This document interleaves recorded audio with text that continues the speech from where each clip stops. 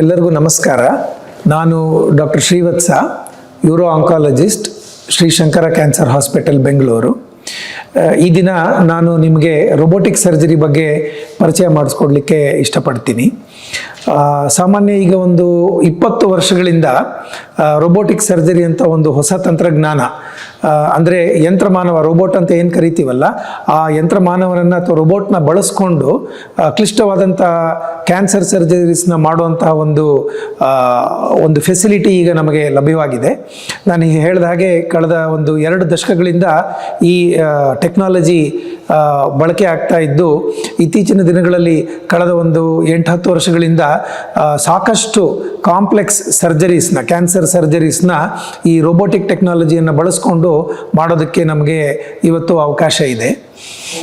Robotic surgery ಅಂತಂತಂದರೆ robot ಮಾಡುವಂಥ surgery ಅಲ್ಲ, ಆ ರೋಬೋಟಿಕ್ ಟೆಕ್ನಾಲಜಿಯನ್ನು ಬಳಸ್ಕೊಂಡು ಮನುಷ್ಯರೇ ಮಾಡುವಂಥ ಒಂದು ಶಸ್ತ್ರಚಿಕಿತ್ಸೆ ರೀತಿ. ರೋಬೋಟಿಕ್ ಸರ್ಜರಿ ಅಂದರೆ ಏನು, ಅದನ್ನು ಹೇಗೆ ಮಾಡ್ತೀವಿ ಅಂತ ತಿಳ್ಕೊಳ್ಳೋಣ.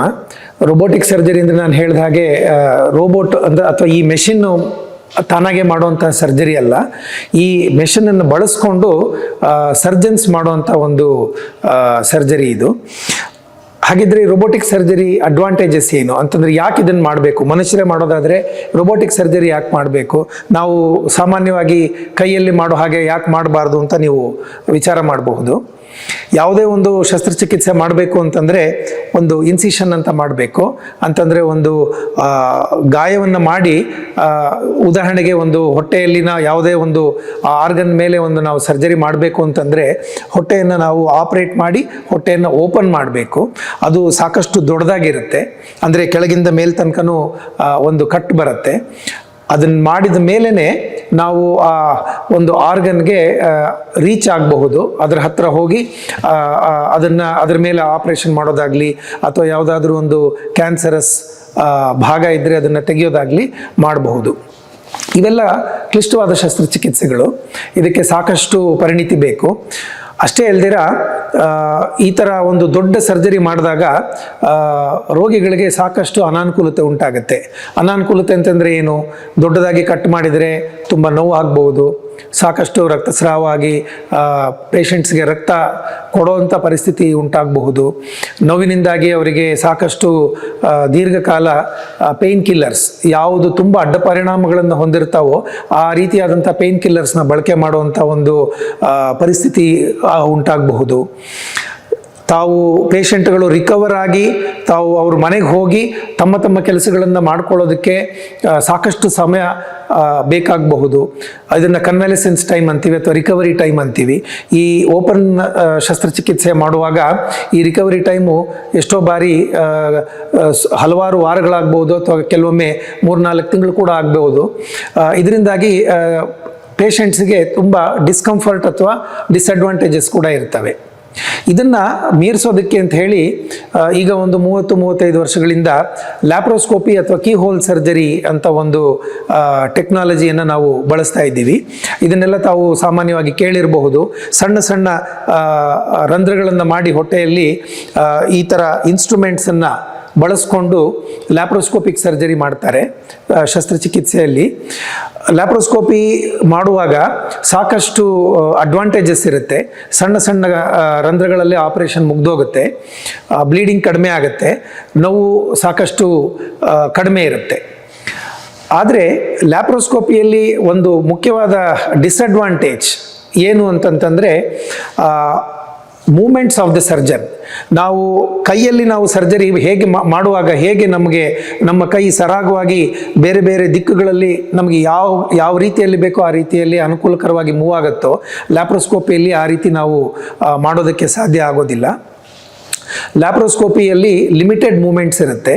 ಹೀಗಾಗಿ ತುಂಬ ಕಾಂಪ್ಲೆಕ್ಸ್ ಲೊಕೇಶನ್ಸ್ ಇದ್ದರೆ, ಅಂದರೆ ನಾವು ಅದನ್ನು ರೀಚ್ ಆಗೋಕ್ಕೆ ಆಗದೇ ಇರುವಂಥ ಕೆಲವು ದೇಹದ ಭಾಗಗಳಲ್ಲಾಗಲಿ ಅಥವಾ ಕ್ಲಿಷ್ಟಕರವಾದಂತಹ ಸರ್ಜಿಕಲ್ ಪ್ರೊಸೀಜರ್ಸ್ ಆಗಲಿ ಲ್ಯಾಪ್ರೋಸ್ಕೋಪಿಯಲ್ಲಿ ಸಕ್ಸಸ್ಫುಲ್ಲಾಗಿ ಮಾಡೋದಕ್ಕೆ ಆಗೋದಿಲ್ಲ. ಮಾಡಬೇಕು ಅಂತಂದ್ರೂ ಅದಕ್ಕೆ ತುಂಬ ದೀರ್ಘಕಾಲದ ಒಂದು ಪರಿಣಿತಿ ಇರಬೇಕಂದ್ರೆ ಎಕ್ಸ್ಪರ್ಟೈಸ್ ಇರಬೇಕಾಗತ್ತೆ. ಇದನ್ನು ಮೀರಿಸೋದಕ್ಕೆ ಅಥವಾ ಈ ಒಂದು ಡಿಫಿಷಿಯನ್ಸಿನ ದಾಟೋದಕ್ಕಾಗಿ ಈ ರೋಬೋಟಿಕ್ ಟೆಕ್ನಾಲಜಿ ಈಗ ಬಂದಿದೆ.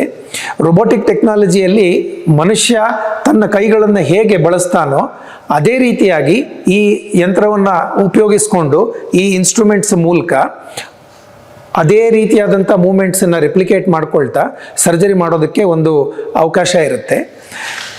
ಅಷ್ಟೇ ಅಲ್ದಿರ ರೋಬೋಟಿಕ್ ಸರ್ಜರಿಯಲ್ಲಿ ಒಂದು 15 ಪಟ್ಟು ಹೆಚ್ಚಿನಷ್ಟು ಮ್ಯಾಗ್ನಿಫಿಕೇಷನ್ನಲ್ಲಿ ನಮಗೆ ಒಳಗಿರುವಂತಹ ಅಂಗಾಂಗಗಳು ಕಾಣ್ತವೆ.